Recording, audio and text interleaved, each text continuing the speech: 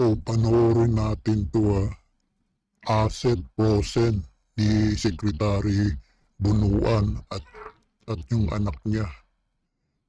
Nabisto ng AMLAC. Panoorin natin. Anak ng toko talaga. Hayop talaga. Ang assets ni former DPWH Secretary Manuel Bunuan. Ito'y matapos mabisto ang mga kakaiba at milyon-milyong pisong transaksyon sa kanyang trust fund. Damay din sa freeze order ang anak ni Bunuan. Narito ang exclusive agenda report ni Hannah T. Mahiya naman kayo. Ano, bangag? Mahiya naman kayo. Kasama ka, mahiya naman tayo. Malita rin yata. Meron ka rin Sabi nila, upal ka, bangag ka talagang adik ka magsalita, mahiya naman kayo. Dapat tayo. Bangag ka talaga, sabi ng ate mo upal ka. Mukha mo, bangkay na. 4 na araw bago ang sona ng Pangulo, may mga transaction daw na ginawa sinooy DPWH Secretary Manuel Bunuan na hinahalin tulad sa money laundering scheme, ayon sa Anti-Money Laundering Council. Aprobado ng Court of Appeals ang petisyon ng AMLAC na patawan ng freeze order ang assets ni Bunuan na nasa 5 bank account, 3 insurance policy at isang Lexus vehicle. Ayon sa resolusyon ng CA, noong June 30, 2025, isang single manager's check ang binili sa pamamagitan ng BPI account ni Maureen Hernando Bunuan. Mukhang may relasyon daw si Maureen sa dating kalihim ayon sa AMLAC at Ito ba yung anak niya? Bunuan din niya apelido Maureen Hernando Bunuan. Purchase a single manager. Bunuan din. Deposit amount on July 24, 25. Anak ng kupal, puro mga magnanakaw, mga kurakot. patak ng July 24, 2025, dineposit ni Bunuan na nasabing cheque sa kanyang RCBC account. On the same day, may mga trust fund transaction ding naitala, gaya ng contribution o placement, investment, maturity at withdrawal. Ginawa raw ang mga ito sa iisang araw din, cash at US dollar denominated.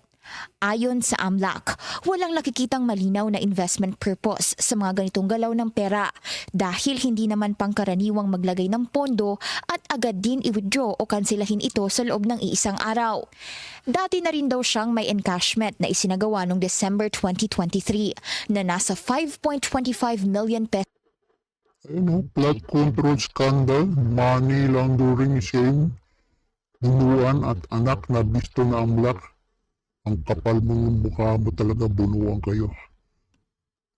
Hayop talaga kayo sa gobyerno. Puro kayo purakot.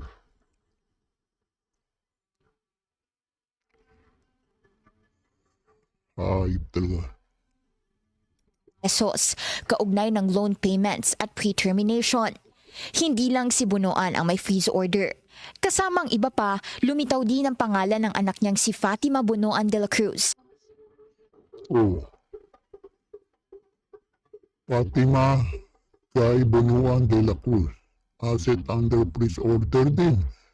Bank account, 6. Kaya ang dami ng bank account, milyong-milyong purakot, anak ng toko, insurance policy pa. Hayop talaga itong mga Bunuan talaga.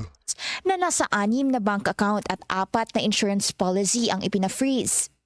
May large-scale transactions daw si Fatima mula Biggest deposit Anak ng toko. 2003 hanggang 2022 na pumapalo sa lagpas 100 million each pagdating sa cash deposit, inter-account transfers at withdrawals. Major cash deposits niya ay noong January 2020 na naitala ng 105.5 million at 117.9 million. Pero mo, milyong-milyong, 105, saka 117 million. Hayop talaga itong, ang kapal talaga ng mga mukhang hayop talaga. Bangag kasi yung ano eh. Adik, yung presidente, walang pakialam eh. Paano kasi may maleta rin daw siya eh. pesos each. 2 buwan bago ang SONA, may pumasok na humigit kumulang $784,000 o 46.7 million sa isang account O, 46 million sa isang account. Pumasok. Anak, ang bilyon-bilyon talaga. Grabe talaga. Mga walang hiya talaga. ni Fatima. September 24 naman, 2 buwan after SONA, may ipinlace naman siyang trust fund na 40.8 million at winidraw din the same day. Tingin ng AMLAC, isinagawa ito para makapag-layer ng cash. Pagsapit ng November 11, 2025, meron ding naitalang fund transfer mula kay Bunoan papunta sa kanyang anak sa panahong nagiinit na ang flood control scandal. Una nang inilantad ni Senate President Pro Tempore Ping Lacson sa isang privilege speech noong Setyembre na may kaugnayan ng anak ni Bunoan sa malalaking government projects. Oh, kita mong kupal tong lakson nito eh. Pinagtatakpan to si Bunuan, hayop ka talagang lakson ka. Hindi man lang pinatawag sa Blue Ribbon, hayop ka. Nasa gitna nito ang MBB Global Properties, developer ng 1 billion peso Wyndham Garden Hotel sa Clark. Treasurer ng kumpanya si Fatima. Pangulo naman ito si Macy Monique Maglangke, anak ni Candaba Mayor Rene Maglangke. Ang pamilyang ito ang nagmamay-ari ng Global Crete Builders na nakalikom umano ng 2 billion worth of DPWH. Pero mo, 2.195 billion. Hayop talaga. Billion, hayop talaga. Mga walang hiya talaga. Contracts mula 2018 hanggang 2024. Bumaba sa pwesto si Bunoan bilang DPWH Secretary sa gitna ng flood control scandal investigation. Kalaunay inilantad ng umano'y bata niyang si dating DPWH Undersecretary Roberto Bernardo na maski si Bunoan may share sa kickbacks ng mga proyekto. Sinusubukan ng Bilyonaryo News Channel kunin ang panig ni Bunoan pero wala pa siyang sagot sa amin. Sa huling pakayag niya sa BNC, sinabi niyang haharapin niya ang flood control scandal investigation matapos magbalik bansa mula US kung Anak ng toko, tumakbo na. May sakit daw yung asawa niya. Yung bandahilan, kunwari lang. Hayop talaga itong Bunuan, talagang kupal talaga. Hayop talaga. Makakasuhan kaya yan? Hayop na yan. Kupal talaga. Kupal talaga. Hayop talaga.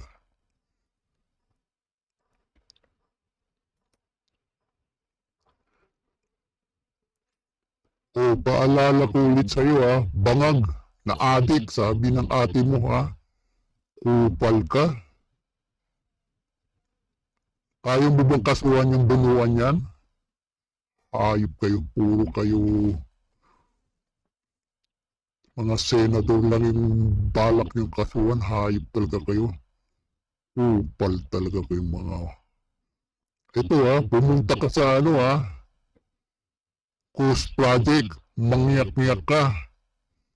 May nakasuhan ba dyan? Panurin mo nga, kupal ka, bangag ka. Dahil merong report na binigay sa atin na dumating dun sa website na itong kontrata para sa isang 50 million contract, 55 million contract for the construction of reinforced concrete river walls at 4 Barangay Piel, Baliwag, Bulacan. Contract cost is 55,730,911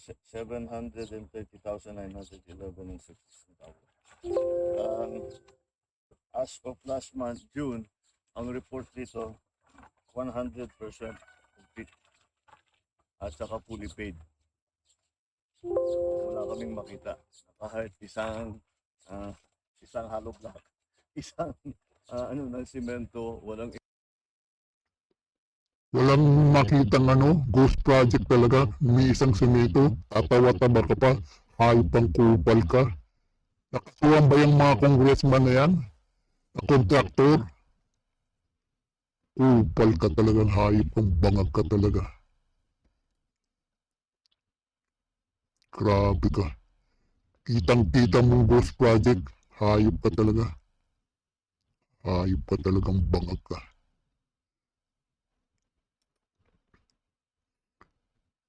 O bangag, paalala ko sa iyo ha?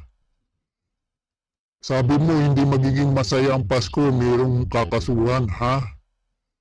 Ng mga congressman, kakasuhan na kontraktor. Bakit hanggang ngayon wala pa? Tumana yung bagong taon, Pasko, bagong taon, Valentine, Chinese New Year, pati birthday ko. Wala pang nakakasuhan na congressman na kontraktor. Hayop kong kupal ka. Yung pisa mo si Tambaloslos, pati si Sandro Marcos. Bilyong-bilyong allocable. Ano lang nangyari? Wala, pinapatahimik ka. Hayop ka. Yung distrito ni Sandro, puro poste, to sa Ilocos. Ghost project din, hayop ka. Upal ka, talagang bangag ka. Ngayon naman, yung mga 18X pa rin, pinapatahimik nyo. Ginagawa nyo ng paraan. Hayop talaga kayo. Balak nyo pang kasuhan. Tinatakot nyo, isa-isang i-interviewin para para bulungan, tahimik o makulong. Hayop talaga kayong gobyerno kayo, kupal kayo, pinapatahimik yung 18X Marine. Totoo naman, may personal knowledge sila nagdala ng malita-malitang basura. Milyon, kupal kang bangag ka. Bangkay ka na. Pati itong si ombudsman nitong hayop nito eh. Si Bendalo eh. Kupal na yan. Siyang sabi no na mayroong kakasuhan na congressman, 60 pa nga sabi niya, na kontraktor, kakasuhan. Hayop na yan. Nakadalawang karma ka na Boeing Ombudsman. Sana dumating na yung pangatlong mong karma. Leukemia na yung pangalawa. Hayop kang kupal kang Boeing ka. Pati NBI. Pati Lacson. Pati si Soto. Pinapatahimik na yung flood control. Hayop talaga kayo. Karmahin sana kayo. Mga kupal talaga kayo. Grabe talagang kurakot sa gobyerno ni Bangag. Sabi niya ate mo Bangag. Adik. Baboom.